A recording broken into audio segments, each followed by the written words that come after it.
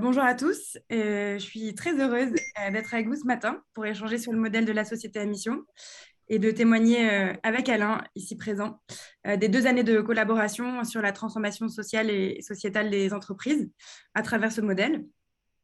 Donc pour ceux qui ne me connaissent pas, il y en a quand même quelques-uns, j'en aperçois. Je suis donc Géraldine Actuel et je suis la fondatrice de Chorégraphie.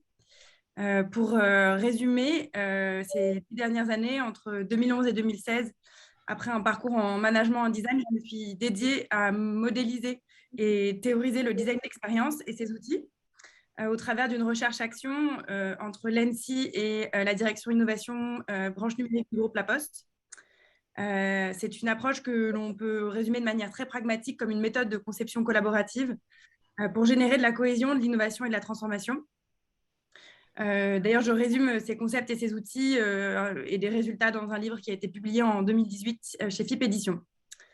Depuis 2016, avec l'équipe de chorégraphie, nous mettons en œuvre cette méthode et ces outils au travers d'une vision qui est chorégraphier le travail et l'entreprise pour transformer nos sociétés, que nous souhaitons plus empathiques, plus inclusives, plus créatives.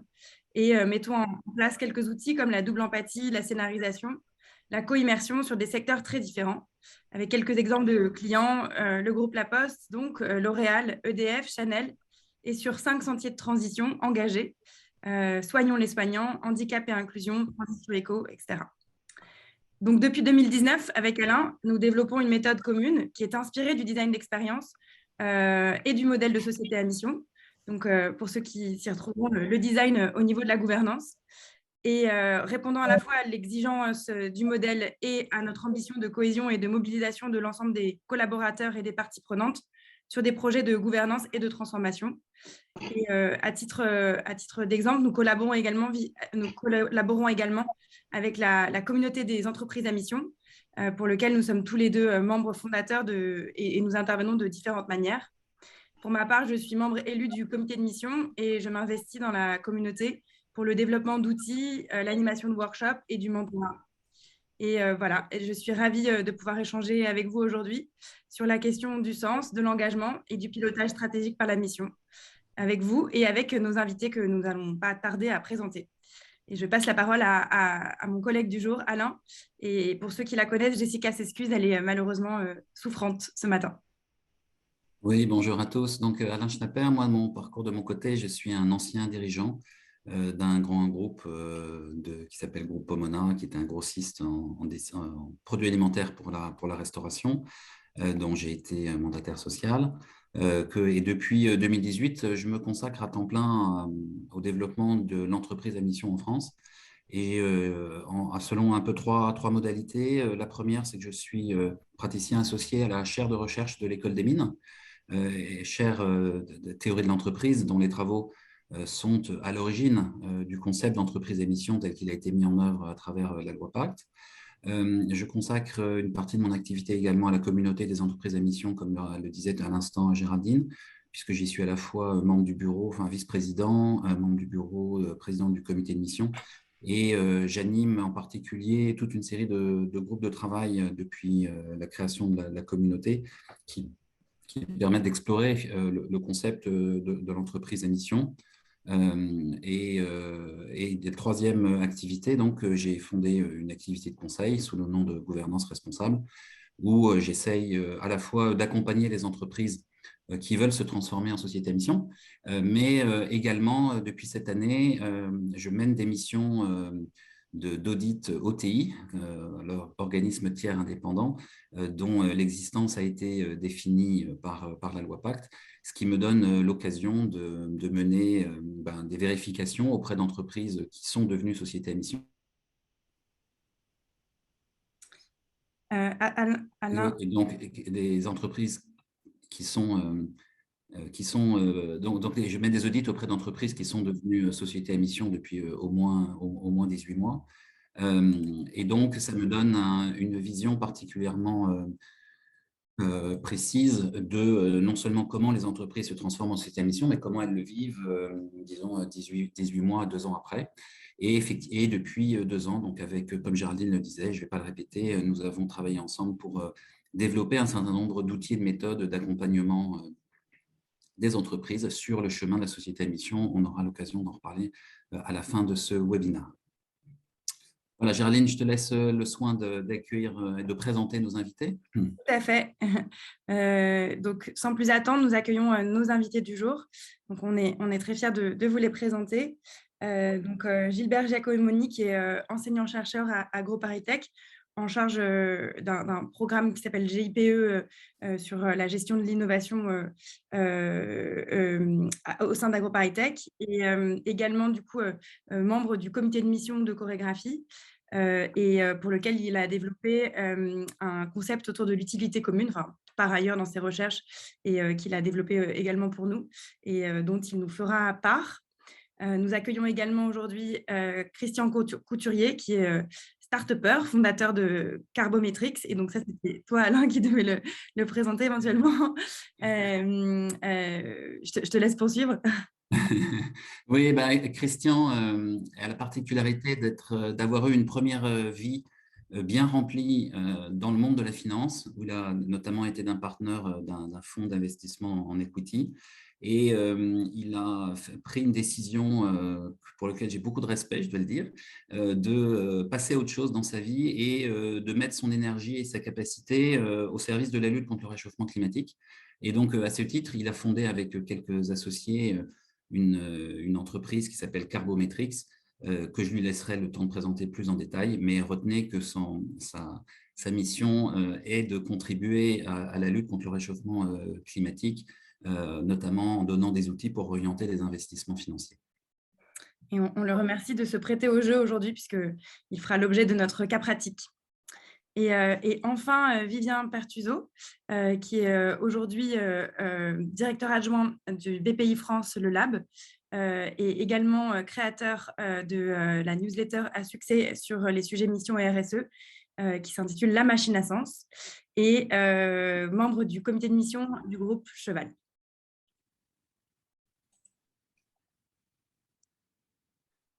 Alors, les deux entreprises que nous avons respectivement fondées sont toutes les deux sociétés à mission. Et donc, en ce qui me concerne, gouvernance responsable, est donc une entreprise qui, en tant que société à mission, a une raison d'être. Je vous épargne les objectifs statutaires, mais dont la raison d'être est de contribuer à la transformation des entreprises pour mieux relever les défis sociaux et environnementaux grâce au développement de la gouvernance responsable en France et en Europe. Et donc, elle vise, par l'intermédiaire du modèle notamment de l'entreprise à mission, à aider les entreprises à faire face aux enjeux, disons, du 21e siècle, et notamment les enjeux socio-environnementaux, en lien et en conformité notamment avec ce qui figure dans la loi Pacte. Et j'espère bien accompagner le développement du modèle en Europe, comme on essaie de le pousser à travers la communauté des entreprises à mission. Voilà, et sans surprise non plus, Chorégraphie est entreprise à mission depuis 2020, décembre 2020, et société à objet social étendue depuis sa création en 2016. Expert donc en méthode de conception collaborative et en société à mission, avec donc comme raison d'être, je l'ai déjà un peu évoqué, de favoriser la cohésion, l'innovation et la transformation des organisations pour les aider à mieux relever les défis sociaux, sociétaux et environnementaux, grâce du coup au développement du design d'expérience, notamment comme outil stratégique en France et dans le monde. Et donc, pour cette matinée qui va être compacte, puisque nous avons 1 heure avant la fin de ce webinaire, donc vous l'avez compris, nous allons pouvoir bénéficier de 3 témoignages d'experts. Ensuite, Christian Couturier nous permettra de rentrer dans un cas pratique et de tester un des outils de notre méthode. Et enfin, nous pourrons du coup aborder la phase de questions-réponses que nous vous invitons à d'ores et déjà, on va dire, entamer via vos questions dans le chat, auxquelles nous répondrons du coup en fin de session. Alors voilà, donc pour illustrer notre approche du modèle de société à mission et la manière dont nous avons conçu notre méthode en co-construction, dans une optique d'une ambition d'innovation importante, nous avons souhaité interroger Gilbert sur cette question: comment aider une entreprise à trouver sa voie, à l'exprimer à travers une mission d'utilité commune, à s'organiser à dessein et à innover pour des futurs souhaitables. Si tu es avec nous, Gilbert, n'hésite pas à mettre ton micro allumé et à nous répondre. Voilà. Merci Géraldine. Donc voilà, je suis très content de pouvoir participer à ce comité à mission pour aider la démarche. Juste pour situer très rapidement, donc moi je voudrais faire ce petit témoignage parce qu'on a eu pas mal d'expériences dans le cadre d'AgroParisTech et de l'INRAE, puisque je fais partie d'une unité de recherche qui est plutôt dans l'économie appliquée. Et nous avons appliqué à quoi? À l'entrepreneuriat et à des projets d'innovation. On s'est rendu compte depuis 2014 qu'en fait, il y avait on va dire un ingrédient essentiel, une composante essentielle qui était celui de finalement la présence d'une mission d'utilité commune dans les projets qui avaient un succès. Alors, je vais préciser les choses. En fait, si on regarde les chiffres, on se rend compte que globalement, la plupart des entreprises qui se créent rencontrent des difficultés à hauteur de 9 sur 10. C'est-à-dire qu'en gros, 9 entreprises sur 10 dans les 5 premières années rencontrent des difficultés majeures et que finalement, celles qui ont la composante d'entreprise à mission eh bien, semblaient y échapper. Elle semblait y échapper parce qu'il y avait au sein de ces entreprises une forme de construction interne, d'organisation, de création de connaissances qui faisait qu'elles arrivaient à mieux se rebondir, mieux s'adapter. On a essayé de réfléchir à savoir pourquoi ce mécanisme-là avait ces résultats. Et donc, en se penchant sur la question, on s'est rendu compte finalement qu'il y avait un schéma, une espèce de processus qui commençait d'abord par une recherche de la raison d'être, une recherche de, finalement, quelle est la voie pour laquelle on veut faire ce travail, cette entreprise, ce projet, cette start-up. Puis, ça impliquait évidemment de la formuler, de l'exprimer, qu'elle ne reste pas d'une manière, on va dire, inconsciente, latente, et ensuite de pouvoir on va dire, lui donner corps, lui donner vie dans une organisation, une forme d'organisation et de production de connaissances collectives qui faisait que derrière, non seulement ça innovait du point de vue organisationnel, mais derrière ça innovait également du point de vue de nouveaux produits, nouveaux services, etc. Donc, ça paraît facile à certaines, accessible à certaines, de pouvoir avoir leur raison d'être et d'écrire leur mission, mais c'était pour la plupart beaucoup plus compliqué. C'est-à-dire souvent, elles n'avaient pas formulé ça, elles le faisaient après coup, et c'était un exercice beaucoup plus difficile. Donc, on s'est dit, il y a là une difficulté qui finalement n'est pas toujours prise en compte. Ça ne veut pas dire que c'est une condition suffisante, mais ça veut dire au moins que c'est une condition nécessaire pour faire en sorte que les projets aient une vie et un futur. Donc, voilà un petit peu l'idée simple qu'on a voulu essayer d'approfondir. Et depuis 2014, tous les ans, il y a une, voire deux startups qui ont été créées. Et à ce jour, touchant du bois, on va dire, il n'y a pas eu, on va dire, d'échecs repérés. Il y a eu plusieurs dizaines de projets aussi, puisque certaines ont essaimé elles-mêmes. Donc, elles sont devenues des petites fabriques à produire d'autres startups, d'autres projets. Et pour l'instant, on n'a pas eu d'échecs. Donc, ça nous a un peu interpellés. Donc, c'était le témoignage que je voulais apporter. Alors, on a parlé de mission, et là, on parle de quelque chose d'un peu plus précis qui est mission d'utilité commune. Et dans cette mission d'utilité commune, on a entendu, pour ce qui concernait notre recherche, que finalement, premièrement, c'était quelque chose qui était présent dans l'article 1er de la Constitution, présent dans la plupart des recherches, celles de Piketty, le capital au XXIe siècle, ou encore la réforme de la justice au XXIe siècle, mais qui n'avait pas de définition. Donc, nous avons travaillé cette question d'utilité commune pour essayer de mieux comprendre et mieux en rendre compte. Et on s'est aperçu que finalement, elle touchait des fondements économiques et que quelque part, on avait mis le doigt, certainement, sur une question sensible, puisque habituellement, on a d'un côté la viabilité économique, de l'autre côté l'utilité commune, et on s'est rendu compte qu'en fait, elles se rejoignaient sur une même équation économique. Voilà, donc je ne sais pas si je dois aller beaucoup plus loin parce que je sais que c'est très très court, mais je voulais apporter ce petit témoignage en espérant que ça éveille quelque part cette question de la composante, on va dire, nécessaire, non nécessairement suffisante, évidemment. Donc, la mission comme tremplin d'innovation et de viabilité. C'est Merci ça, beaucoup, c'est ça. Hubert. Merci. Donc, c'est à mon tour déjà de se poser la question. Donc, voilà, pourquoi aller vers la société à la mission. Donc, Gilbert, tu l'as dit en partie, mais c'est vrai qu'avec Alain, on souhaitait faire un retour d'expérience de ces 2 dernières années et des raisons pour lesquelles des entreprises nous ont sollicité ou on souhaitait s'intéresser via la communauté à aller vers le modèle de société à mission. Donc, c'est vrai qu'aujourd'hui, il y a depuis maintenant presque 3 ans que la loi Pacte est passée, plus de 500 entreprises aujourd'hui qui sont devenues sociétés à mission. Et le modèle SM, notamment en Italie et dans le reste de l'Europe. Et donc, se pose la question de est-ce que ce modèle est une nouvelle façon de faire de la RSE? Est-ce que c'est un nouveau label vert ou est-ce qu'il y a véritablement un enjeu de transformation de l'organisation vers des objectifs sociaux, sociétaux, environnementaux? Et donc, voilà, donc on a essayé de faire une petite synthèse des différentes raisons, de la genèse et du pourquoi donc, les entreprises qui nous ont interrogés, avec lesquelles on a collaboré, ont souhaité aller vers la société à mission.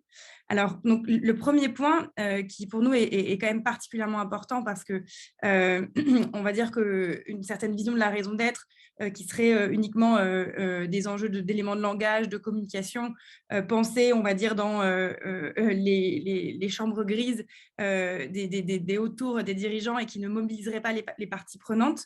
Donc, quand on dit parties prenantes, c'est bien sûr salariés, collaborateurs, parties prenantes externes également, actionnaires inclus dans le projet, pour nous ne serait pas on va dire, suffisant. Et clairement, dans différents projets, dans la santé ou dans l'entrepreneuriat privé, l'enjeu de cohésion et de mobilisation de toutes les parties prenantes sur la question du sens reste, on va dire, la première raison pour laquelle les sociétés veulent aller dans cette direction. Après, évidemment, générer un impact positif et durable, c'est voilà, la raison qui vient voilà, en top of mind, on va dire, des raisons pour lesquelles aller vers la société à mission, ça va de soi. Il y a une autre raison qui aujourd'hui, quand même, on plaisantait avec Alain en disant société à mission ou démission avec ce type de slogan. Mais clairement, aujourd'hui, il y a un vent démissionnaire dans les grands groupes. Comme vous le savez, il est difficile de fidéliser, de recruter. Et la question de la mission, de la raison d'être et de faire cause commune, d'utilité commune, comme tu le disais, Gilbert, est une vraie raison est un vrai objectif pour pérenniser les collaborateurs.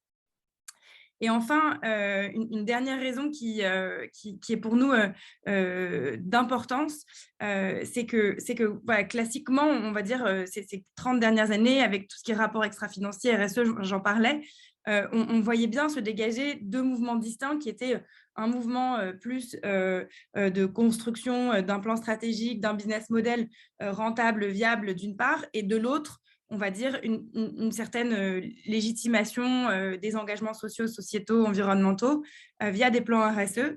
Et aujourd'hui, à travers ce modèle, et ça, c'est vraiment une des raisons fondamentales pour lesquelles les organisations se dirigent vers ce modèle, c'est que ce modèle permet de clarifier, de mettre en mouvement un plan d'action engagé qui conjoint, qui pense conjointement plan stratégique et plan RSE.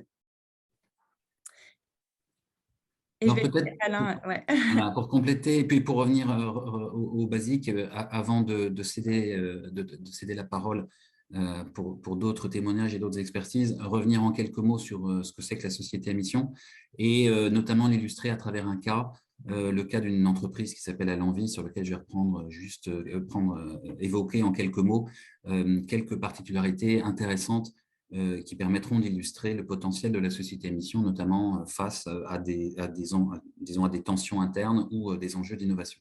Alors, juste pour rappel, sur qu'est-ce que c'est qu'une société à mission, Géraldine, je veux bien que tu passes la slide d'après. La loi Pacte, depuis 2019, donc, a créé un nouveau contexte juridique que je voulais juste vous rappeler en quelques mots. Il y a d'abord eu ce que parfois on appelle le premier étage de la fusée ou la base de la pyramide, enfin peu importe. En tout cas, la loi a imposé à toutes les entreprises, sans exception, une petite phrase qui rappelle, ou qui précise que, je cite, la société est gérée dans son intérêt social et en prenant en considération les enjeux socio-environnementaux de son activité. Et rappelons que cette phrase qui paraît anodine, donc une modification de l'article 1833 du Code civil, qui n'avait pas été touché depuis 1804, indique que toutes les entreprises ont maintenant l'obligation de prendre en considération les enjeux sociaux et environnementaux. Et puis, la loi, elle a permis des niveaux d'engagement supérieurs sur une base volontaire, c'est-à-dire que les entreprises qui le souhaitent peuvent. D'abord, je vais passer vite dessus, inscrire dans leur statut une raison d'être. Je passe vite dessus parce que la conviction que nous portons, c'est qu'une entreprise qui se contente d'inscrire une raison d'être dans ses statuts, disons, pour le dire pudiquement, s'expose au risque d'être vu comme faisant du mission washing et plutôt des effets d'annonce qu'une réalité transformative, puisque le niveau, entre guillemets, supérieur, en tout cas le niveau le plus avancé, c'est celui de la société à mission que n'importe quelle entreprise commerciale ou mutuelle ou coopérative peut prendre comme qualité sans changer son statut juridique, mais en prenant cette qualité de société à mission. Et qualité de société à mission qui est définie par un certain nombre de caractéristiques qui figurent sur la slide d'après, qui constituent d'une part une mission, la mission étant constituée de deux éléments, inscrits dans les statuts, donc la raison d'être, qui formalise un peu, sans mauvais jeu de mots, le pourquoi en un mot et le pourquoi en deux mots. Donc, à la fois qui est, ce qu'on est, qu'est-ce que l'entreprise et qu'est-ce qu'elle veut apporter au monde. Donc, pourquoi autour de quel projet elle est constituée et servant quel objectif et quel intérêt collectif. Et donc, une raison d'être associée à des objectifs que, en termes plus courants, on pourrait appeler d'engagement, en disant en tout cas des objectifs statutaires, donc qui sont inscrits dans les statuts et qui formalisent les objectifs que se donne l'entreprise. Et l'entreprise, c'est ça qui est intéressant, et ça renvoie d'ailleurs à la réflexion tout à l'heure sur la notion d'utilité commune qu'évoquait Gilbert. L'entreprise, elle a toute liberté pour définir sa mission. Donc, pour définir l'intérêt collectif auquel elle cherche à répondre. La contrepartie de cette liberté, c'est qu'elle doit en quelque sorte rendre des comptes par un dispositif d'évaluation à deux composantes.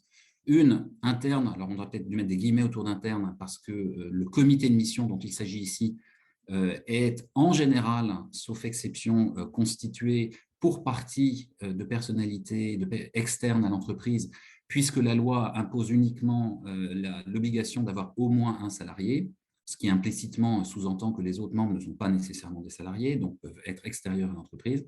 Et puis enfin, une évaluation par un tiers, ce qu'on appelle un organisme tiers indépendant, qui a pour mission de s'assurer que l'entreprise respecte bien ses engagements. Donc je dirais, pour clore sur ce très bref rappel, la particularité fondamentale de la société à mission, c'est d'une part, enfin, il y en a deux, c'est d'une part l'inscription statutaire qui permet de mobiliser l'ensemble des parties prenantes autour d'un certain nombre d'engagements, y compris les actionnaires, ce qui est une des différences sur laquelle Vivien reviendra tout à l'heure, une différence avec la RSE classique. Et puis, un dispositif qui combine à la fois la liberté de choisir l'intérêt collectif. Les chercheurs de l'école des mines avaient historiquement parlé d'intérêt collectif, là où Gilbert parle d'utilité commune, mais on voit qu'on est sur des concepts qui ne sont pas totalement étrangers l'un à l'autre. Donc, liberté de formaliser sa mission, c'est-à-dire l'intérêt collectif qu'on cherche à défendre, contrebalancé, équilibré par l'obligation de rendre compte sur la façon dont l'entreprise respecte ses objectifs, atteint ses objectifs, respecte ses engagements. Voilà, en quelques mots très, très brefs, ce qu'est la société à mission. Et donc, j'ai voulu prendre un exemple d'une entreprise qui s'appelle Allenvie, qui est un exemple assez intéressant, enfin très intéressant, d'une société à mission qu'on pourrait qualifier de mission native, au sens où ses fondateurs l'ont vraiment créée autour d'une problématique vraiment, disons, sociétale, qu'ils avaient identifiées et auxquelles ils ont choisi d'apporter une réponse. Donc, on est vraiment dans le cas d'une start-up qui s'est créée finalement autour, enfin, start-up, c'est plus une start-up maintenant, mais enfin, une entreprise qui s'est vraiment créée autour d'une idée de mission. Donc, c'est une entreprise sociale, hein, elle fait partie de, enfin, elle fait partie de l'ESS et qui vise à répondre aux enjeux de valorisation des professionnels du grand âge, les auxiliaires de vie ou d'envie, comme ils disent à l'envie, avec une raison d'être que vous voyez devant vous, qui vise vraiment à travailler sur l'amélioration de la façon dont les personnes et les auxiliaires peuvent exercer leur métier, donc en valorisant leur activité et grâce à ça, en cherchant à dépasser des contradictions entre les enjeux humains et économiques du secteur. Et vous avez en dessous les 6 objectifs qu'ils ont retenus sur lesquels je ne vais pas m'attarder davantage, sauf alors j'espère que vous arrivez à les lire parce qu'en noir sur violet, c'est pas ultra lisible, mais c'est intéressant de regarder qu'il y a 2 objectifs. Donc le premier, c'est améliorer en continu les conditions de travail des professionnels de l'accompagnement. Et le deuxième, qui est donner accès le plus largement, donc donner accès aux innovations d'allant vie à tous les publics, quelles que soient leurs ressources. Pour le dire pour le dire plus clairement, il y a d'un côté une question de valorisation, y compris financière, des auxiliaires de vie, de l'autre, la possibilité de donner accès à un public aux ressources limitées. Donc, il y a une vraie contradiction potentielle sur le plan économique entre ces 2 objectifs. Et là, et donc c'est la réalité, cette tension entre ces objectifs, c'est la réalité de ce que vit Allant Vie. Et donc, on voit un exemple de situation dans laquelle l'utilisation des objectifs statutaires permet à la fois de formaliser la tension qui existe dans cette entreprise, mais du coup, de se donner les moyens d'y répondre, en tout cas d'essayer d'y répondre, et notamment en déclinant cette forme de contradiction au cœur de l'activité de l'entreprise et en donnant aux gens la possibilité de formaliser, de prendre conscience de ces contradictions et de chercher à les dépasser. Et donc là, on est dans un exemple, on est face à un exemple je crois intéressant d'utilisation du modèle de la société à mission pour mettre, entre guillemets, sur la table, faire émerger des tensions, mais qui sont aussi des tensions créatrices, puisque grâce à ça, ou à cause de ça, ça oblige aussi à innover, à trouver des façons différentes de faire le métier. Donc là encore, voilà, un exemple intéressant d'une entreprise pour qui le modèle de la société à mission, tout en étant au cœur de la création même de l'entreprise, est aussi au cœur de la maîtrise des tensions auxquelles elle doit faire face. Voilà, juste pour illustrer ce qu'est la société à mission. Et puis, je crois que c'est toi, Gerline, qui a introduit Vivien peut-être sur son témoignage. Il va se présenter lui-même, mais juste en rebond à la question de Jean Vatin-Augouard dans le chat sur la différence entre le société à mission et le Bicorp.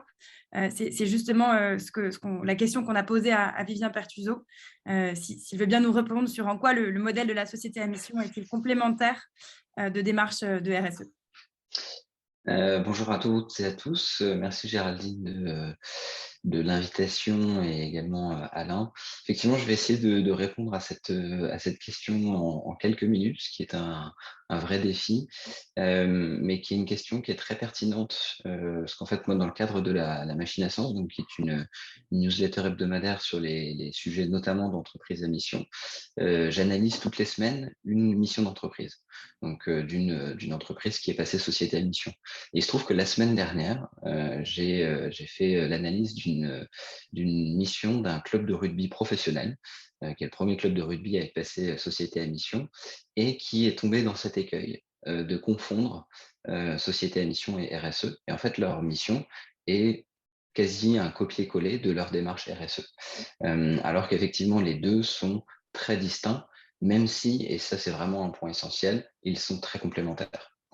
Donc, premier élément, ce qu'il faut vraiment avoir à l'esprit, c'est que les deux partent d'une même dynamique, qui est, comme Alain l'a rappelé, la prise en compte des enjeux sociaux et environnementaux de l'activité des entreprises. Et c'est vrai que ce qu'Alain a présenté avec la pyramide en 3 étages, il faut bien avoir à l'esprit que finalement, le premier étage, ça signifie que toutes les entreprises, peu importe la taille, peu importe le secteur d'activité, doivent faire de la RSE. Ce qui n'était pas le cas en fait auparavant, puisque certaines devaient le faire de manière réglementaire en fonction de la taille d'entreprise. Elles pouvaient le faire parce que leur donneur d'ordre le demandait, mais toutes les entreprises n'avaient pas forcément à prendre en considération les enjeux sociaux et environnementaux de leur activité. Donc ça, c'est un point qui est vraiment fondamental, c'est que finalement, la RSE aujourd'hui s'applique à toutes les organisations, à toutes les sociétés commerciales, pour reprendre le terme juridique. Si on regarde un petit peu le tableau que vous avez à l'écran, ce qu'il faut vous dire, c'est que finalement, la société à mission, elle est particulière par rapport à la RSE parce que l'entreprise choisit les enjeux sur lesquels elle a envie de travailler. Donc finalement, elle prend à l'intérieur de son ADN ce qui fait sa différence par rapport à ses concurrents, ce qui fait sa différence par rapport pour ses clients, etc. Et de se dire quel est l'axe ou quels sont les axes sur lesquels j'ai envie que mon entreprise se développe à terme. Ça, c'est le point qui est vraiment essentiel par rapport à la mission, c'est la singularité. La RSE, elle, on est plus dans le pilotage de ce qu'on appelle les externalités. Donc, c'est comment réduire les conséquences négatives de son activité sur l'environnement, sur la justice sociale, pour avoir plus d'inclusion, etc. Et donc, j'y reviendrai à la fin. Il y a un certain nombre il y a un corpus normatif, en fait, pas mal de normes, pas mal de labels, etc., qui permettent de piloter ces externalités, mais on est sur un bloc que l'entreprise suit, mais qui n'est pas spécifique à l'entreprise. Le deuxième point, c'est que la mission exprime un projet. Et quand on parle de projet, encore une fois, c'est un projet qui est vraiment singulier à l'entreprise. C'est-à-dire que quand on prend deux entreprises, même si elles font partie du même secteur, qu'elles ont des activités très connexes, et vous pourrez aller voir sur la machine à sens, il y a un exemple il y a 2 semaines avec une comparaison entre deux entreprises qui sont dans la restauration collective, on voit qu'on peut trouver des points qui sont très spécifiques d'un projet à un autre. Alors que la RSE, elle vient infléchir à la marge le projet de l'entreprise. C'est-à-dire qu'elle ne vient pas forcément s'attaquer directement au modèle d'activité de l'entreprise. Troisième point, c'est que la mission, et ça c'est un point qui est très important dans la manière dont l'entreprise à mission a été pensée initialement et qui est peut-être un petit peu oublié par beaucoup d'entreprises à mission aujourd'hui, c'est que l'entreprise à mission doit servir les capacités d'innovation. Elle doit mettre l'entreprise dans une démarche d'amélioration continue.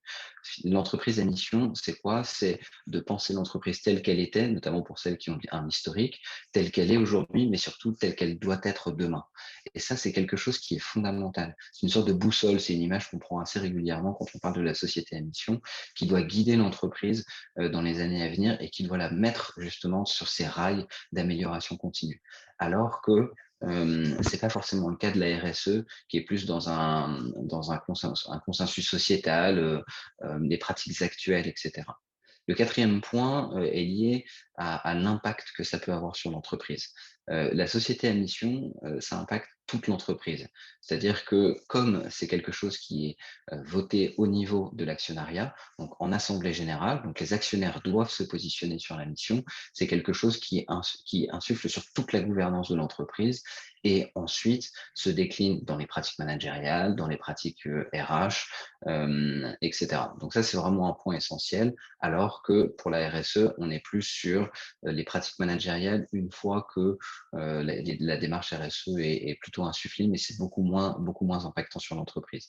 Et le dernier point, c'est en termes d'évaluation, puisqu'effectivement, on a une évaluation qui se fait par un OTI, comme l'a précisé Alain tout à l'heure pour la mission, avec l'appui du comité de mission, alors que pour les démarches RSE, on s'appuie principalement sur des labels, donc ce corpus normatif.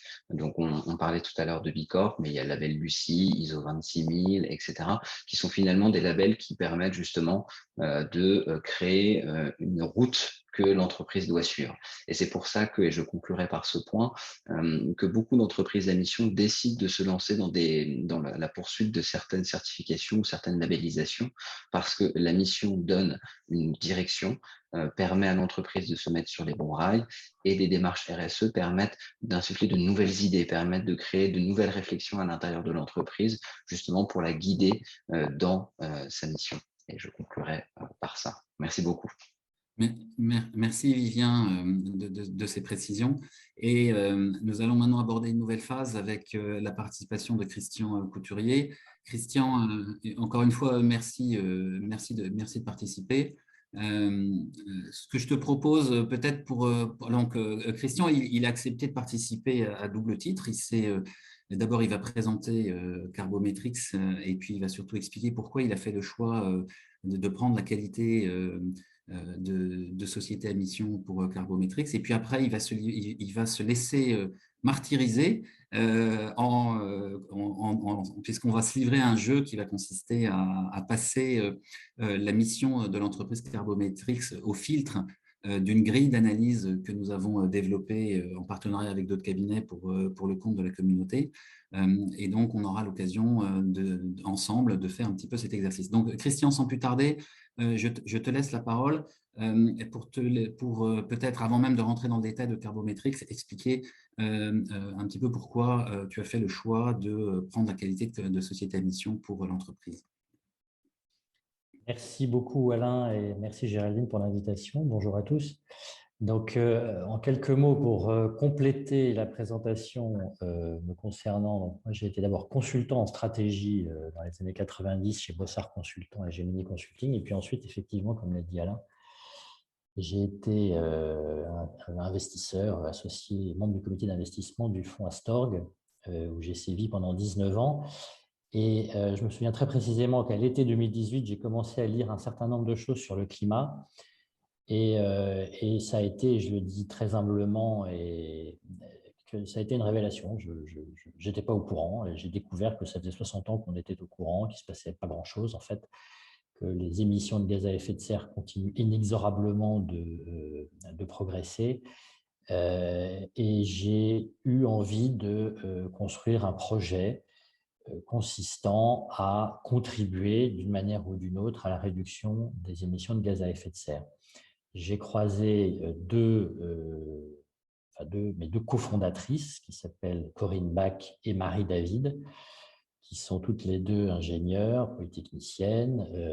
Corinne était chez Vivendi, cadre dirigeante, où elle recherchait aussi un job, du sens dans son job. Et Marie David, qui dirigeait toute la data science de Euler Hermès, leader mondial d'assurance crédit, et qui était à peu près exactement dans la même démarche. Et donc, on s'est retrouvés, et en fait, la mission est intrinsèque à la fondation même de Carbometrix, dont l'objet est de rendre les données de performance carbone de toute entreprise universellement accessibles et comparables. En gros, ça veut dire quoi? Ça veut dire ultimement créer une plateforme qui permette à toute entreprise, de calculer très simplement ses émissions de gaz à effet de serre, si elle ne l'a pas déjà fait, de se comparer à d'autres dans son secteur d'activité, et 3, d'acheter des données, d'accéder à des données sur les émissions. Et quand je dis émissions, c'est émissions complètes, scope 1, 2, 3, de manière à rendre ces données et ces comparaisons effectivement comparables.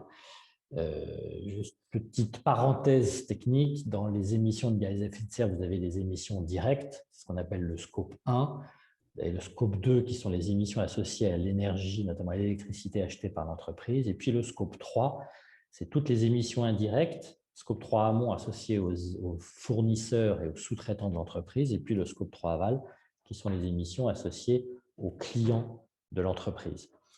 Et donc, pourquoi est-ce qu'on est devenu entreprise à mission? Parce qu'on avait à la fois une recherche de sens pour nous-mêmes, intrinsèquement, et de travailler à quelque chose qui ait du sens, et puis une volonté d'impact, d'avoir effectivement de contribuer à la réduction.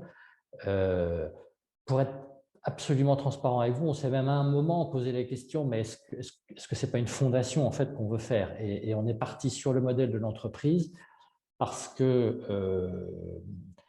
paradoxalement, d'abord c'est ce qu'on connaît, et puis ensuite on s'est dit que ça permet de se financer, de s'autofinancer, là où la fondation est un modèle différent et qu'on n'a pas à privilégier. Voilà. Et puis, la dernière raison, c'est qu'on a rencontré Alain, qui, en juin, je me souviens très précisément d'un petit déjeuner, j'avais convié Corinne et Marie, et où Alain a fait deux choses. Un, il nous a remis en perspective 150 ans de capitalisme avec les différents moments de rupture pour expliquer pourquoi, en gros, en 1974, puis sous l'influence de Milton Friedman, on a basculé dans un néolibéralisme excessif, disons-le comme ça, et comment l'entreprise à mission remettait un certain nombre de sens, de valeurs et d'éléments fondamentaux dans le capitalisme pour que ça continue de fonctionner et qu'on s'écarte un petit peu des excès du néolibéralisme. Et puis, ensuite, Alain, très simplement, ça a duré 1 heure, mais il nous a expliqué ce que voulait dire être une entreprise à mission, qu'il fallait définir sa raison d'être, ses objectifs.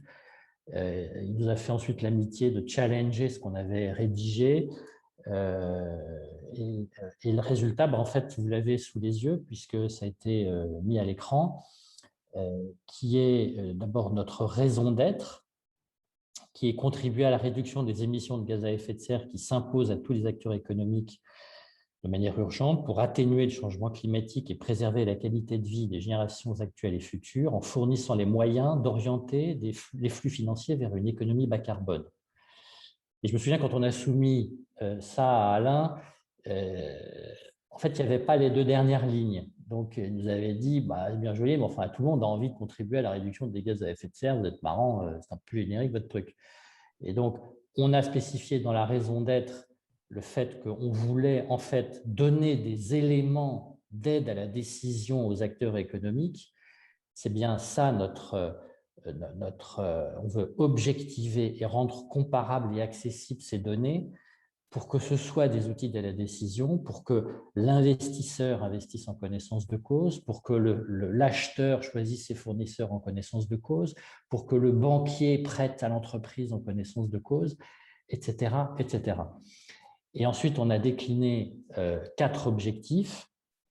Le premier qui est d'organiser les informations sur les émissions de gaz à effet de serre des entreprises, les rendre objectifs, comparables et accessibles aux acteurs économiques pour que les décisions contribuent à la transition écologique. Le deuxième, c'est de mobiliser les technologies disponibles. Je vous laisse le lire, je ne vais pas le lire parce que ça va être trop long. D'autant plus qu'on l'a mis dans le chat pour que voilà. tout le monde l'ait sous les yeux dans la suite de l'exercice. Peut-être juste, ce qui est important, c'est de fournir les solutions et indicateurs qui renseignent sur la contribution des entreprises à la réduction des gaz à effet de serre. Le troisième objectif est autour de la R&D. Et puis, dernier objectif sur nos salariés, le fait de construire ce projet qui est très ambitieux, on en a conscience, avec nos salariés, à la fois en étant exigeants, bienveillants, en favorisant l'actionnariat salarié. Et ça nous, d'ailleurs, le fait d'être entreprise à mission est probablement un élément qui nous aide à recruter aujourd'hui. Merci beaucoup, Christian. Ceci dit, ce n'est pas inintéressant d'avoir entendu formuler ta raison d'être et tes objectifs, puisque c'est le moment où on va rentrer dans un jeu collectif dans lequel on va tous mettre notre pensée à contribution pour tenter d'évaluer. Donc, merci encore d'accepter cette évaluation collective. Alors, donc, pour vous expliquer à tous ici présents, donc on va lancer un sondage qui va vous permettre d'évaluer la mission de Carbometrics en parallèle de la discussion d'Alain et Christian sur une auto-évaluation de la mission. Comme le disait Alain, en fait, on a créé une grille d'auto-évaluation avec d'autres cabinets, chorégraphie, gouvernance responsable et d'autres cabinets pour la communauté. Donc, c'est un des outils de notre mallette à outils méthodologiques pour aller vers la société à mission, et donc qui permet en fait à chaque entreprise qui est en chemin vers la société à mission ou qui est déjà en entreprise à mission et qui souhaiterait continuer de se challenger, de savoir quelles sont les 5 questions questions fondamentales à se poser. Donc, je vais vous les relire. Et donc, par la suite, vous serez invité en effet à donner une note de 1 à 4 sur chacun de ces critères, sur chacune de ces questions pour du coup la mission de Carbometrics. Et puis, vous n'hésiterez pas également dans le chat à mettre vos commentaires et suggestions. Alors donc, la première question, première critère, on va dire, d'auto-évaluation de la mission, c'est la question de la singularité de la mission. Donc, dans quelle mesure la mission, donc à la fois la raison d'être et les objectifs, reflète-t-elle la singularité de l'entreprise dans son domaine d'activité? Donc, c'est quand même important qu'on puisse reconnaître l'entreprise et sa mission. Critère numéro 2, la mobilisation des parties prenantes. On en a déjà un peu parlé. Dans quelle mesure la mission a-t-elle une capacité mobilisatrice et d'empowerment pour ses parties prenantes internes et externes? Ensuite, troisième critère, l'alignement avec le business model. On en a également beaucoup parlé. Dans quelle mesure la mission est-elle cohérente avec le modèle économique de l'entreprise? La RSE, c'est faire on va dire, des engagements à côté du business model. La mission, c'est modifier le business model. Ensuite, contribution sociétale. Évidemment, dans quelle mesure la mission exprime-t-elle la contribution et la transformation sociétale de l'entreprise? Et enfin, ambition d'innovation. Dans quelle mesure la mission réinvente-t-elle le modèle économique de l'entreprise et ses liens avec son écosystème? Donc, dans quelle mesure la mission pose un champ de contraintes qui met l'entreprise dans une posture créative et de réinvention? Et donc, voilà. Alors, ce que je vous propose peut-être, alors d'abord pour être très clair, normalement, c'est une grille d'auto-évaluation et donc ce qui est intéressant, c'est de le faire utiliser par les acteurs de l'entreprise. Donc, ce qu'on va faire, c'est c'est ce qu'on va faire avec Christian. On va ensemble parcourir les différents éléments de la grille. Et puis l'idée, c'est que, et retenons que c'est un côté ludique, hein, et pas plus que ça, parce qu'une fois encore, le vrai bon usage, entre guillemets, ou le meilleur usage de cette grille, c'est en mode auto-évaluation. Mais c'est plus sur la base des discussions qu'on aura que vous exprimiez votre opinion sur la façon dont on pourrait donc évaluer la raison d'être et les objectifs, donc la mission de Carbometrics. Alors, sans plus tarder, je vous propose de commencer par la première dimension qu'on vient d'évoquer, la singularité de la mission. Donc voilà, vous avez sous les yeux le sondage qui vous permettra de répondre. Vous avez compris que le lien avec la grille que vous avez désormais sous les yeux. Donc, sur le premier élément, donc Christian, je me tourne vers toi, si j'ose dire, virtuellement. Et on a formulé les quatre niveaux, parce que 4 notes, ça fait un peu scolaire, disons les 4 niveaux de singularité, qui va depuis le moins singulier, c'est la mission pourrait être utilisée par n'importe quelle entreprise et on ne voit pas très bien, enfin, le lien avec l'entreprise n'est pas identifiable. À l'autre extrémité, la mission reflète sans ambiguïté l'identité, la culture et les convictions de l'entreprise et toute l'activité est couverte. Alors, Christian, qu'est-ce que tu en penses? Ou est-ce que tu penses comment tu positionnerais la mission de Carbometrics dans cette échelle, sur cette échelle? Si tu veux, comme on s'est créé pour cette mission, en fait. L'entreprise a 1 an, hein, je le précise, et on a très très vite choisi d'adopter ce statut d'entreprise à mission. Donc pour moi, si tu veux, oui, la mission couvre toute l'activité de l'entreprise. Là, il n'y a absolument aucune ambiguïté là-dessus. Il n'y a pas d'activité secondaire cachée ou on ne vend pas des piscines sur Internet pour financer autre chose.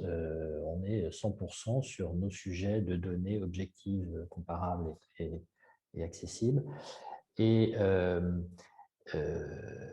donc, je dirais 3 ou 4. Enfin, on est identifié, oui, on est un spécialiste du domaine. Alors, on n'aura pas le temps de creuser, mais probablement que la question qu'il faudrait se poser, c'est si vous avez des concurrents, et puis j'en pense 1 ou 2 qui ont une certaine notoriété, est-ce que, pour répondre à la question niveau 4, est-ce que les éléments que vous avez dans la mission vous permettraient de vous distinguer d'être vos concurrents? Ça serait typiquement le genre de question qu'on pourrait être amené à se poser, par exemple. Je ne sais pas si tu veux que je réponde. Enfin, on a 3 types de concurrents. On a les consultants, dont certains sont connus, mais qui interviennent en mode consulting, là où nous, on intervient avec des solutions beaucoup plus automatiques, scalable, etc. Et donc simples d'accès et de mise en œuvre. À l'autre échelle, dans la donnée à proprement parler, nos concurrents, c'est les grands acteurs américains de la donnée, que je ne citerai pas, mais vous les connaissez. ce sont les leaders mondiaux et ils sont à peu près tous américains.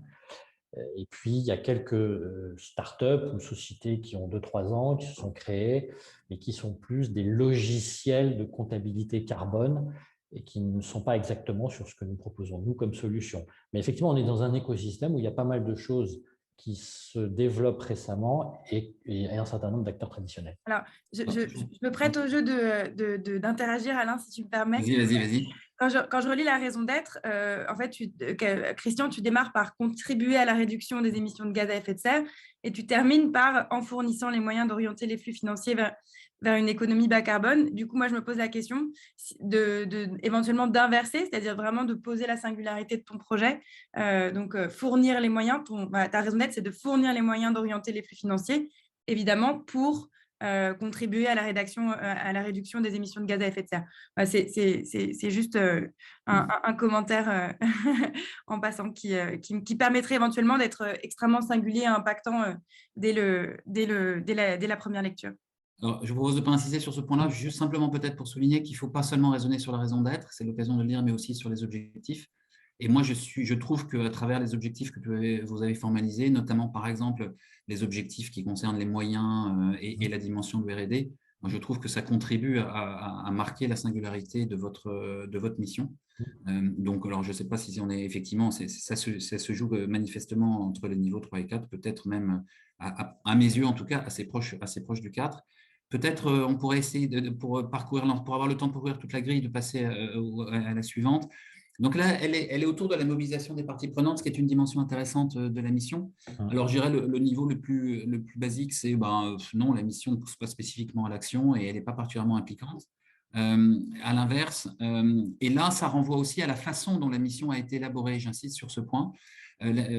Surtout au début de la vie d'une société à mission, la façon dont on a construit ou co-construit avec des parties prenantes internes ou externes la mission peut avoir une influence assez considérable sur les relations entre l'entreprise et son écosystème et peut même entraîner des projets, des actions en commun avec des éléments de la partie prenante, des éléments de l'écosystème.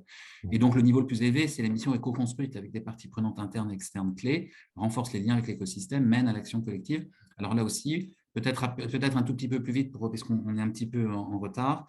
Christian, notamment en s'appuyant sur la manière dont vous avez élaboré la mission, comment est-ce que ta réaction par rapport à cette évaluation? Si tu veux, je pense que déjà, on est 3 fondateurs, fondatrices,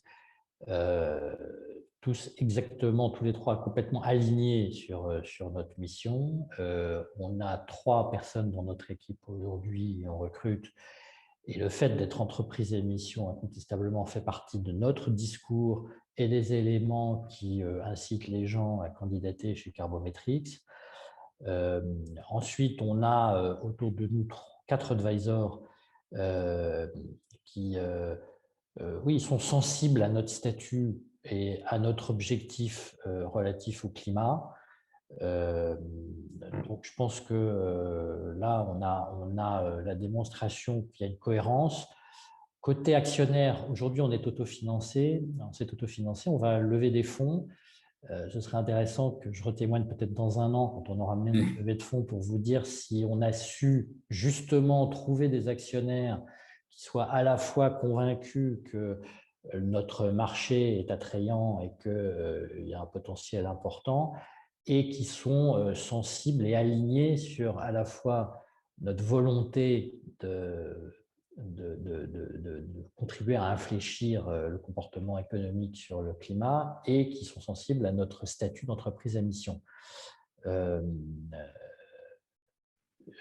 Voilà. Peut-être pour compléter ce que tu dis, la dimension, disons, participative ou de co-construction est plus forte dans le cas d'entreprises qui existaient avant de se transformer en société à mission, dans lesquelles elles avaient a priori un écosystème déjà relativement bien établi. Dans le cas d'une start-up et notamment d'une start-up autour d'une mission, parfois les parties prenantes, notamment externes, elles ne sont même pas au courant qu'elles sont parties prenantes externes d'une start-up à venir.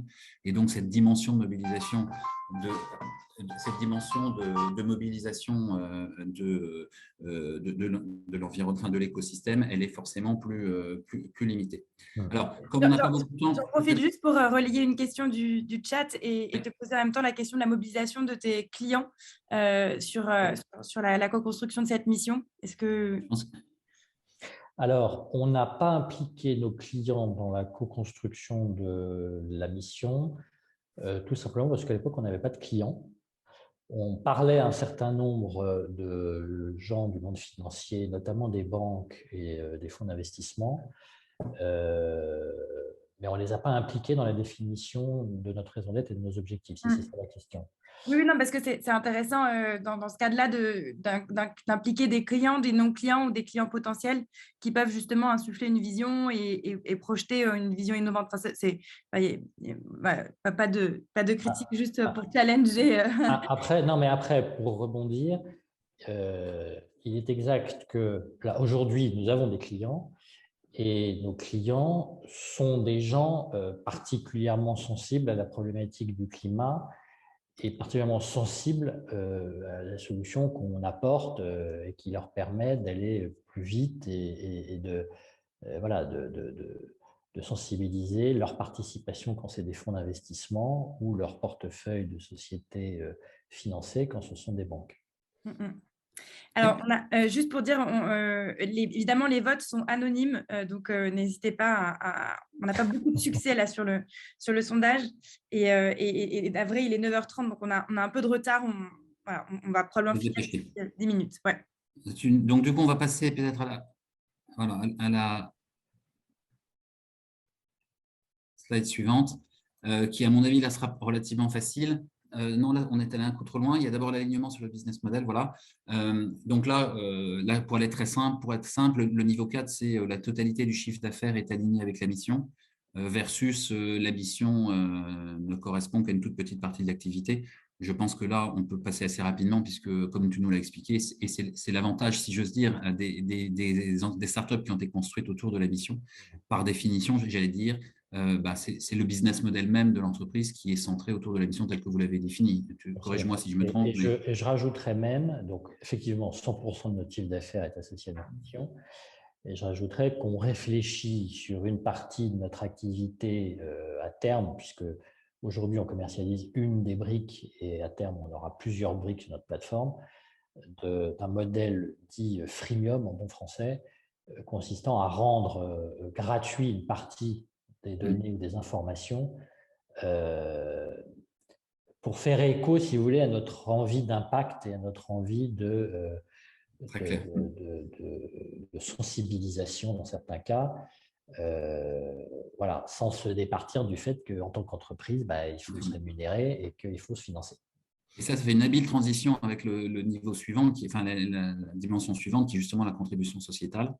Donc, depuis, d'un côté, en bas, à la base, la mission qui se contenterait de décrire l'écosystème actuel sans remise en cause et sans remise en question des différents éléments, versus au niveau le plus ambitieux, la mission qui décrit une contribution sociétale difficile et intégrée, les parties prenantes impactées, intégrer des parties prenantes impactées et énonce des objectifs vérifiables de transformation.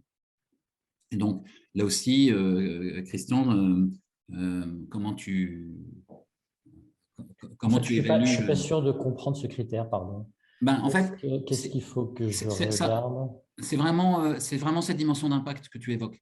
C'est-à-dire, est-ce que la mission, elle cherche à décrire l'écosystème de l'entreprise tel qu'il est, versus la mission essaye de décrire comment l'entreprise envisage de transformer son écosystème et quel impact elle cherche à avoir sur l'ensemble de la société. Je crois qu'ils sont mission native, Carbometrics, quand même. Oui, on est mission native, mais on saura d'autant mieux répondre sur ce critère-là en fait, non, mais il suffit que je regarde mes clients aujourd'hui. Les premiers clients sont des gens qui n'avaient pas fait grand-chose côté climat pour les participations qu'ils ont dans leur portefeuille, par exemple. Donc, de ce point de vue-là, notre intervention a eu un impact de leur donner accès par une solution simple et accessible au fait de comprendre, quantifier, objectiver et se comparer pour chaque participation dans son domaine d'activité. Donc là, oui, je dirais qu'on a un impact côté client. Très bien, très clair. Et puis peut-être alors du coup le dernier élément qui est un peu voilà, l'ambition d'innovation qui va d'un côté à une mission qui décrit simplement ce qu'est l'entreprise aujourd'hui à une mission qui offre une vision d'avenir long terme, réinventée, responsable, tant sur les enjeux auxquels l'entreprise répond que sur la façon dont l'entreprise y répondra. Alors, sur l'ambition d'innovation, il y a plusieurs dimensions. Il y a je pense qu'incontestablement, on a un projet extrêmement ambitieux puisque notre objectif de constitution de plateforme vise ultimement à avoir en base de données des centaines de milliers d'entreprises. On vise le monde puisque le sujet auquel on s'attaque, si je puis dire, est universel et qu'il faut le traiter au niveau mondial. Donc, l'ambition, elle est incontestable. Ensuite, le souci d'innovation, il est peut-être associé, à la qualité de nos advisors. On a Francis Bach, qui est à l'Académie des sciences, qui est un ponte du machine learning en France, François Charton, qui est un spécialiste de data science, qui est dans le groupe de recherche de Facebook. On a Frédéric Chevalier, qui est au laboratoire des sciences du climat et de l'environnement. Donc, on a des gens hyper pointus, hyper forts dans leur domaine pour nous accompagner. On a des partenariats avec Télécom Paris, Centrale Supélec, la chaire économie du climat qui nous aident, publient certaines choses qu'on a écrites, etc., nous donnent accès à des conférences. Donc oui, je dirais qu'il y a une ambition à la fois business et une ambition d'innovation au travers des partenariats académiques qu'on a construits. C'est très clair. Écoutez, merci Christian. Je pense que je vous laisse le soin de voter pour ceux qui ont envie de s'exprimer. Peut-être le temps que les sondages se remplissent. Je voudrais juste prendre une seconde pour essayer de mettre en avant ce qu'on essaye avec Géraldine de bâtir comme offre d'accompagnement des entreprises vers la société à mission. On a cette idée profondément ancrée en nous qu'à la fois le modèle est un modèle exigeant et que quand on l'utilise vraiment, il a une vraie capacité de transformation, d'enrichissement des entreprises et qu'on veut le mettre en avant. Donc, on essaye pour ça d'utiliser la maîtrise et l'expertise qu'on développe sur le modèle de la société à mission grâce à l'ensemble de nos activités, tant dans le cadre de nos activités de conseil que de recherche ou d'accompagnement de la communauté des entreprises à mission. Mais nous sommes aussi convaincus qu'une mission pour qu'elle soit réellement transformative, il faut qu'elle embarque avec elle un maximum de parties prenantes. Et donc, dans la phase d'élaboration de la mission, il nous semble particulièrement important d'être capable d'embarquer l'ensemble, notamment des collaborateurs, mais pas uniquement, dans l'élaboration de la mission. Et donc, c'est l'expertise et les méthodes de conception collaborative sur lesquelles on s'appuie nous paraissent un autre atout de l'accompagnement qu'on est capable aujourd'hui d'offrir pour les entreprises. Voilà, juste ce que je voulais dire. Peut-être très vite, on regarde le sondage, en tout cas tel qu'il commence à apparaître, sur la singularité de la mission, sur les personnes qui ont répondu. Il y en a plus d'une dizaine. Bien sans surprise, la réponse varie entre 3 et 4, avec une légère domination, plutôt au niveau 3 qu'au niveau 4. Sur l'aspect mobilisation des parties prenantes, ça se situe là aussi relativement réparti entre 3 et 4 avec un peu de dispersion. Il y a une ou deux personnes qui ont probablement fait écho au fait que, étant une start-up, la dimension d'intégration des parties prenantes était un peu délicate, enfin un peu particulière en tout cas. Sur l'alignement avec le business model, il y a une nette majorité, enfin il y a la moitié des votants sur le choix 4, curieusement, certains, il faudrait leur demander d'expliquer un petit peu leur choix. Il y a eu quelques personnes pour le mettre plutôt au niveau 2. Sur la contribution sociétale, on est aussi entre 3 et 4 principalement. Et enfin, sur l'ambition d'innovation, je n'ai pas encore toutes les réponses, ou en tout cas, je les vois. Ah, c'est pas, je les vois pas toutes. Voilà, elles sont beaucoup sur le choix 3. Donc, écoute, je crois que, et ça me paraît juste pour te rassurer, non, plutôt te conforter sur le fait que tu ne repars pas d'ici avec du goudron et des plumes, pour employer ton expression. La CAMIF, qui est quand même un modèle d'entreprise à mission, a utilisé cette grille dans le cadre de son comité de mission et a fait voter, entre guillemets, son comité de mission. Et les réponses étaient aussi quelque part entre 3 et 4. Donc, écoute, bravo Christian. En tout cas, je crois que cette analyse de votre mission montre bien comment est-ce que la mission peut permettre de mobiliser, notamment dans le cas d'une entreprise comme la tienne qui s'est vraiment construite autour d'une mission. Voilà, on a terminé les interventions. On a dû être bien coaché aussi, et merci Alain. Merci Christian de ta confiance. On a horriblement dépassé, on a 9 minutes de retard. Néanmoins, si quelques-uns d'entre vous ont encore envie de rester quelques minutes pour échanger ou reposer des questions, on reste volontiers quelques minutes de plus. Peut-être Géraldine, je n'ai pas vu s'il y avait eu des dernières questions qui avaient apparu dans le chat. Alors, il faut que je remonte juste avant de passer aux questions, juste pour dire que pour ceux qui le souhaiteraient pour aller plus loin dans la découverte méthodologique, et si vous avez au sein de votre entreprise éventuellement un Chief Mission Officer qui aurait été identifié, voire même un responsable RSE ou dirigeant qui serait engagé sur le sujet, n'hésitez pas à du coup leur passer l'information, puisque nous irons plus loin, on va dire, dans le coaching méthodologique et dans la découverte le mardi 15 février de 8h30 à 10h en fonction des conditions sanitaires en visio ou en présentiel. Et donc, oui, c'est donc, merci Alain, pour ceux qui le souhaitent et pour ceux qui restent, l'occasion de répondre à vos questions. Alors, j'essaie de remonter. Donc, en effet, il y a eu la question, je l'avais noté, de la co-construction avec les parties prenantes et notamment avec les clients. Donc, que j'ai posé à Christian directement dans l'analyse de sa start-up. Ensuite, il y a eu des questions sur la différence entre Bicorp, modèle RSE et modèle de société à mission, auxquelles je crois que nous avons répondu. Il y a eu la question de peut-on considérer qu'une SCOP est par essence une entreprise à mission? Alors, la réponse est non, pas par essence. Une SCOP, pour ceux qui l'ignorent, c'est en gros une coopérative, pour faire simple. Et donc, le statut de coopérative transforme évidemment la nature de l'actionnariat de l'entreprise dans la mesure où les actionnaires et les salariés sont les mêmes personnes. Pour autant, ça ne répond pas à la question finalement de l'utilité de l'entreprise indépendamment de son statut juridique et de son mode d'actionnariat. Et donc, que ce soit les entreprises de l'ESS, que ce soit les coopératives ou que ce soit les mutuelles, et il y a d'ailleurs des tas d'exemples, il y a de plus en plus d'exemples de coopératives et de mutuelles qui se transforment en société à mission. Il y a un vrai intérêt à se transformer en société, prendre la qualité de société à mission pour ces coopératives ou pour ces mutuelles, comme la loi le permet, puisque ça permet de répondre de la même façon aux enjeux de la société à mission, indépendamment, encore une fois, de la nature et de la structure de l'actionnariat.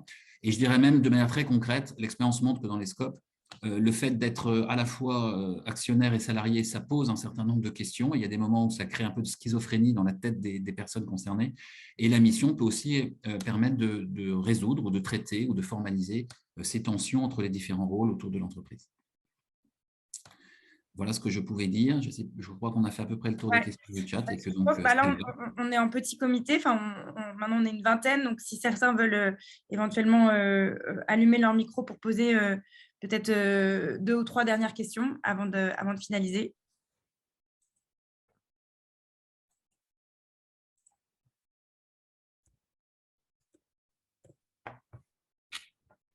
Bonjour, Rémi Camus. Je me permets de poser une question alors qui tourne autour des clients. C'est moi qui parle des clients. Géraldine va comprendre pourquoi. Moi, j'avais une question, deux questions. Savoir si vous aviez des exemples de gros groupes qui sont transformés de sociétés, on va dire, traditionnelles, entre guillemets, à sociétés à mission, et quels auraient été les impacts sur la fidélisation client, sur le développement du chiffre d'affaires, tout en sachant que j'ai travaillé 2 ans aussi chez Pomona, donc je connais un peu l'entreprise. Voilà, donc tout tourne autour des clients pour moi et l'efficacité de la société à mission avec ses parties prenantes. Alors, il y a plusieurs questions dans la question, d'une certaine manière. Donc, des grandes entreprises qui sont devenues sociétés à mission, oui, il y en a. Donc, tout le monde a forcément entendu parler de Danone et de Danone d'abord, de la Poste ensuite. Mais il y a aussi pas mal d'entreprises de taille intermédiaire, des ETI. Il y a des entreprises cotées. Sans parler des entreprises dont on a entendu parler, j'ai cité tout à l'heure la Camif, etc. Donc oui, il y a des entreprises d'une certaine taille. Deuxièmement, alors ensuite à la question implication des clients. Alors c'est évidemment les clients sont quand on se transforme en société à mission, il est quand même vivement recommandé si on fait le choix qu'on recommande de travailler avec des parties prenantes externes. C'est clair que les clients en font évidemment partie de manière, j'allais dire, presque prioritaire. Donc, il y a une dimension, comment dire, dans le passage de la société à mission, de mobilisation des clients pour aller notamment écouter leurs attentes, leurs besoins, les enjeux de la relation avec l'entreprise. Ensuite, est-ce qu'on a spécifiquement des effets sur un indicateur, enfin sur une dimension qui serait le chiffre d'affaires, concrètement, ou la satisfaction client? À ce stade, aujourd'hui, c'est impossible de répondre à cette question. Et j'ajouterais même, c'est d'autant plus difficile que les effets se voient aussi dans la durée et dans le long terme. Il peut arriver que grâce à l'acquisition de la qualité de société à mission, par le renforcement de l'innovation, on va aller explorer, par exemple, des domaines nouveaux, des services nouveaux, des marchés nouveaux qu'on n'aurait pas pensé explorer. Et c'est grâce au fait que peut-être dans la mission, on s'est imposé des efforts d'innovation particuliers qu'à long terme, on va aller générer du chiffre d'affaires supplémentaire. Mais retenons surtout, et je crois que c'est ça qui est important aussi de le dire, c'est retenons que l'ambition de la société à mission, elle ne peut pas se mesurer que sur une seule dimension parce qu'elle renvoie au rôle même de l'entreprise et à sa contribution à la résolution des enjeux sociaux et environnementaux selon la formule de la loi. Et donc, évidemment, ça passe par le fait que le chiffre d'affaires se développe pour que la rentabilité soit là et permette de faire l'ensemble de ces activités. Mais ce que de plus en plus on essaye de faire avec les sociétés à mission, c'est plutôt une mesure d'impact que je qualifierais de globale et de holistique. Et donc, on essaie de l'évaluer sur l'ensemble de ces dimensions et pas que sur une seule. Voilà. Peut-être pour aller dans le sens aussi de ce que tu dis, Alain, et pour répondre à Rémi, c'est vrai que, il va y avoir une recherche qui va être menée via la communauté, via l'Observatoire des entreprises à mission. Je ne sais pas dans quelle mesure, du coup, l'augmentation du chiffre d'affaires et la perception de l'utilité commune via la mission, pour les clients va être, on va dire, analysée ou pas. Je trouve que c'est intéressant. Je trouve que c'est d'autant plus intéressant que c'est vrai que quand on parle de la mission, on imagine, on entend plutôt un mouvement de l'entreprise vers ses parties prenantes. Et dans le cadre, on en a déjà parlé, mais de la double empathie, hein, qui est que tout projet, en effet, est utilité commune si il y a un mouvement de sincérité de l'entreprise vers ses clients, vers ses parties prenantes, mais aussi une capacité à recevoir, à entendre, à écouter les enjeux du coup, des clients, donc des parties prenantes externes. Et c'est là où se trouve le bon équilibre. Je pense que c'est quand même un élément extrêmement important à avoir en tête et à consolider pour un business model utile et viable dans son ensemble, quoi. Merci. Bon, je crois qu'on a vraiment débordé ce coup-là, non? Ah oui. Mais on a encore 17 personnes en ligne, donc Qui s'accrochent. éventuellement une dernière question.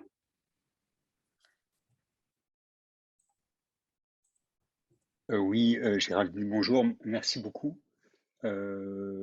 Merci Alain, merci Géraldine. Je ne sais pas si vous m'entendez. Si, parfaitement. Donc, je suis Emmanuel, j'ai fondé Renfort avec l'idée de travailler sur justement cette notion de collectif. Et pour moi, la mission était claire.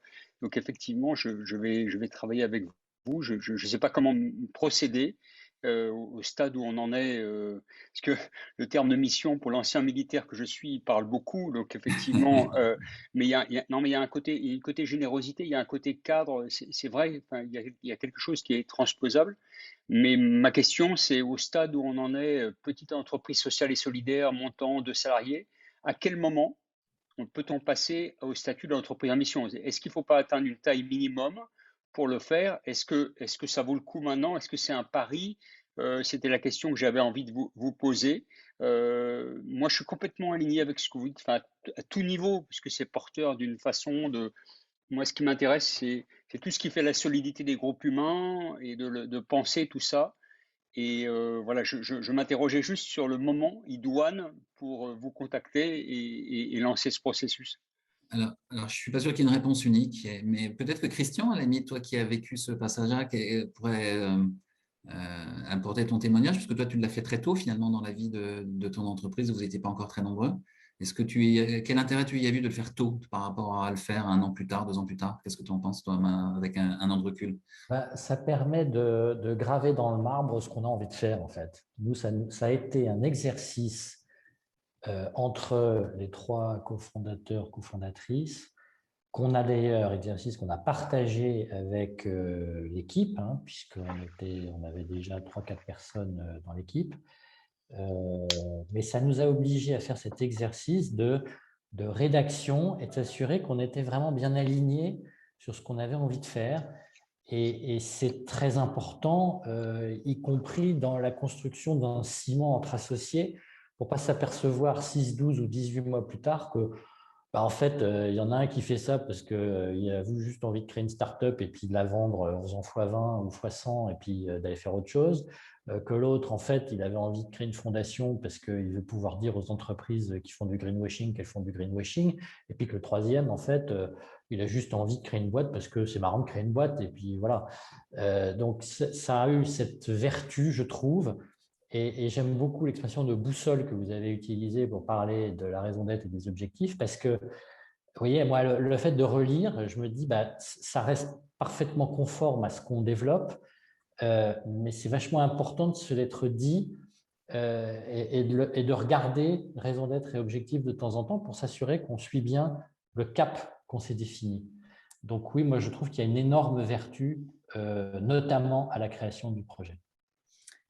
On va malheureusement devoir clôturer maintenant, mais voilà, comme on vous l'a dit, ce n'est que partie remise à la fois pour une découverte méthodologique plus en profondeur et voire même pour d'autres webinaires sur une fois le passage en société à mission effectué, comment est-ce qu'on fait vivre sa mission, comment est-ce qu'on réunit un comité de mission, comment on établit, on rédige un rapport de mission. Voilà, ce sont des sujets qu'on pourra bien sûr évoquer par la suite. Merci beaucoup de votre participation, de vos questions, de vos Merci tout spécial à Vivien et Christian. Merci de votre participation. Merci pour l'invitation. Et à très bientôt.